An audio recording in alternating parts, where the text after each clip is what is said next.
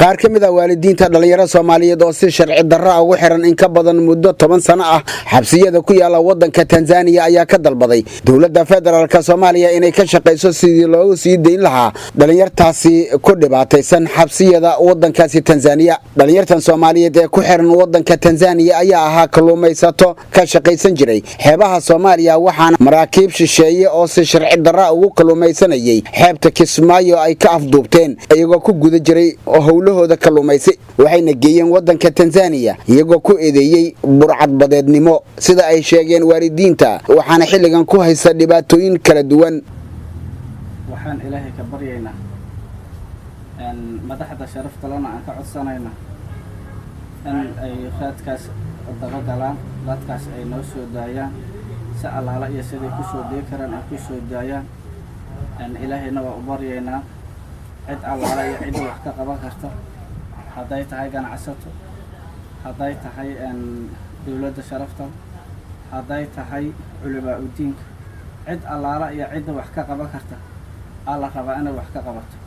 aniga Ibrahim Ali Maxamed waxaan ka hadlayaa wiilal aan ku soo arkay jeel ku jira Tanzania Dar es Salaam. wiilashaas oo dhibaataysan anaa 9 bilood ku jiray jeelkaas.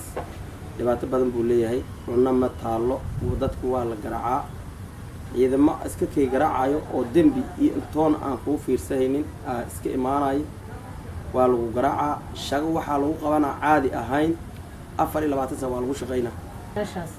waxaa maanta meeshaan u nimid awalba waa imaan jirnay maaragtay idaacadda qaranka. maanta waxaan u soo gaarnay inaan akhbaar dheer u farno dawladdeena sharafta leh, nabad iyo nolol.